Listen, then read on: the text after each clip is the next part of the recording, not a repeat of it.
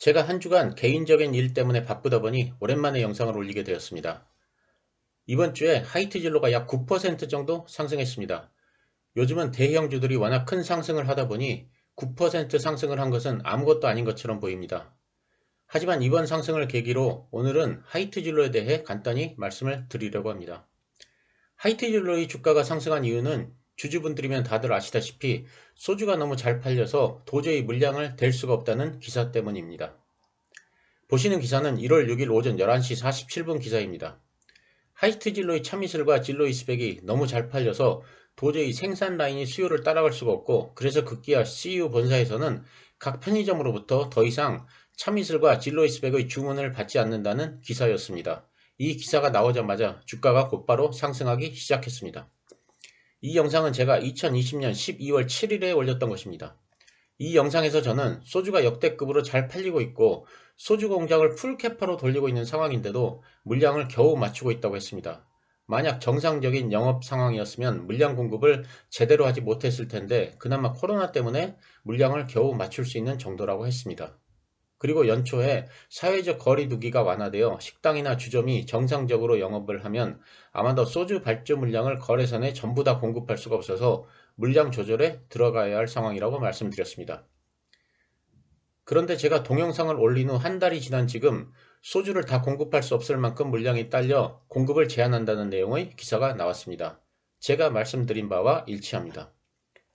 오늘 이 말씀을 드리는 이유는 제가 이렇게 될 것을 잘 맞췄다고 자화자찬하는 게 아니고 이번 기회에 주식 투자에 있어 정확한 정보를 얻는 게 중요하다는 말씀을 드리려고 합니다. 예상 밖으로 코로나19의 확산세가 걷잡을 수 없이 퍼져나가 거리두기 2.5단계가 장기간 지속되면서 식당과 주점이 사실상 폐쇄되었습니다. 특히 12월은 송년회 등의 수요로 1년 중 최대 대목입니다.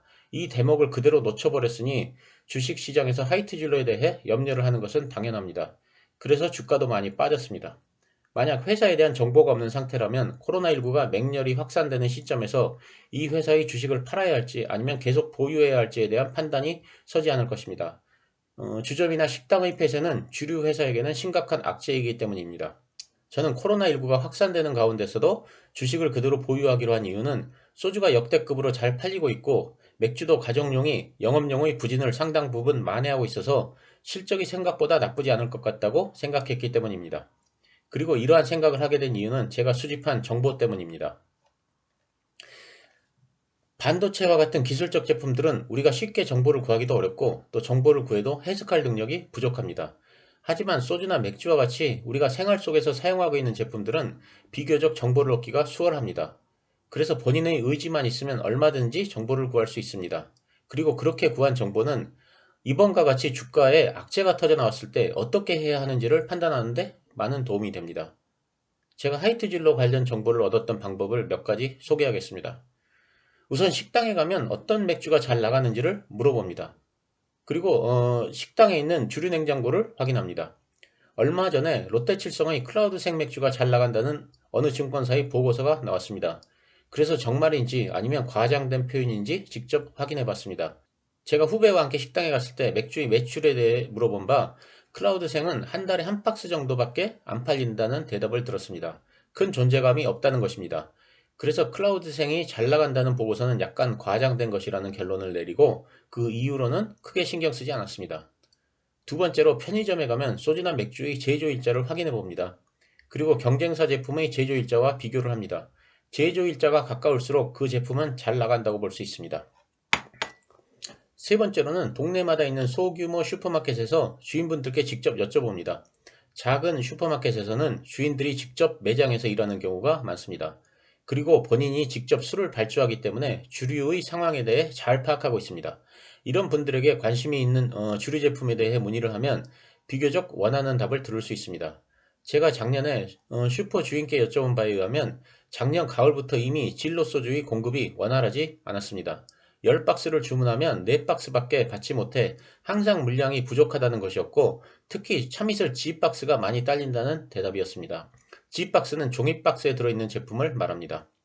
네 번째로는 회사의 주식 담당자에게 전화를 합니다. 그러면 의외로 좋은 정보를 얻을 수 있습니다. 네이버 게시판에 들어가 보면 가끔 유용한 정보를 얻을 수 있습니다. 지금 보시는 글은 1월 6일에 네이버 게시판에서 가져온 글입니다.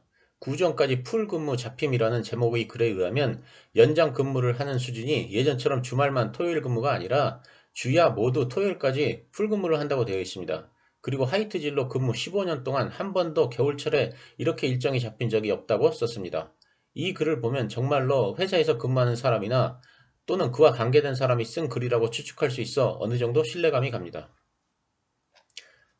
저는 이런 방법들을 사용하여 하이트 진로에 대한 정보를 업데이트하며 이런 방식을 통해 정보를 수집한 결과 작년 12월에 이미 소주의 공급이 매우 딸리는 상태이고 조만간 제한적으로 공급할 수밖에 없겠다는 생각을 하게 되어 12월 7일에 그런 내용의 영상을 올린 것입니다. 그래서 연말에 매수해서 배당을 받고 기다리면 주가는 자연히 오를 것이라 판단되어 31,700원에서 32,000원 사이에서 추가 매수를 했습니다. 사실 조금만 신경을 쓰면 주변에서 의외로 좋은 정보를 많이 얻습니다. 2019년 초만 해도 식당이나 주점에 가면 주류 냉장고가 거의 카스 맥주로 채워져 있었습니다.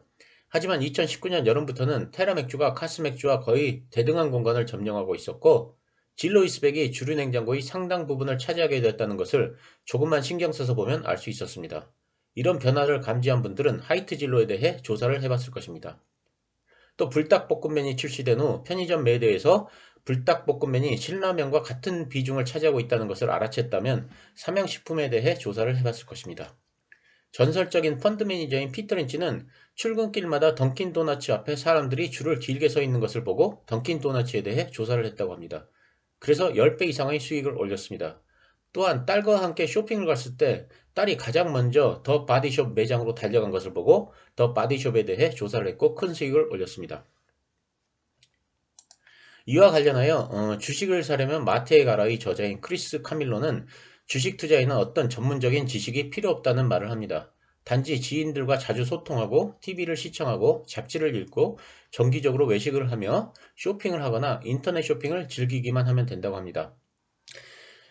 사람들이 특정 게임에 빠져 있으면 그 게임 회사에 대해 조사하고 딸이 특정 신발을 사달라고 조르면 그 신발 회사에 대해 조사를 하면 훌륭한 주식 투자자가 될 수 있다고 합니다. 저는 이 말에 귀 기울일 필요가 있다고 생각합니다. 주식 투자자들은 항상 주의를 투자와 연결하는 습관을 가져야 합니다. 신제품이 나오면 그 신제품에 관심을 가지고 반응을 살펴야 합니다. 그러면 의외로 좋은 종목을 고를 수 있습니다.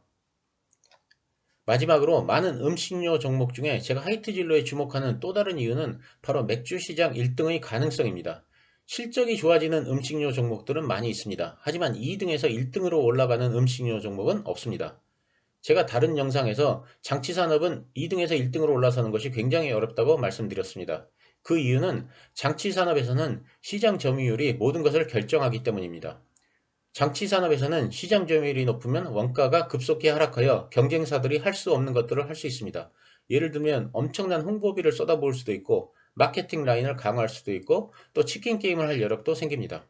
2등이 1등이 되는 것은 단지 영업이익이 늘어나는 것과는 수준이 다른 얘기입니다. 만약 맥주라는 굉장히 큰 아이템에서 2등에서 1등으로 변한다면 주가는 또 한 단계 레벨업을 할 것입니다. 그 이유는 엄청난 레버리지 효과를 누릴 수 있기 때문입니다. 저는 2021년에 테라가 카스를 제치고 1등 맥주 브랜드로 올라설 것으로 예상하고 있습니다. 코로나19가 얼마나 빨리 종식되느냐에 따라 달려있다고 생각합니다. 그 순간 레버리지는 기하급수적으로 늘어날 것입니다. 감사합니다.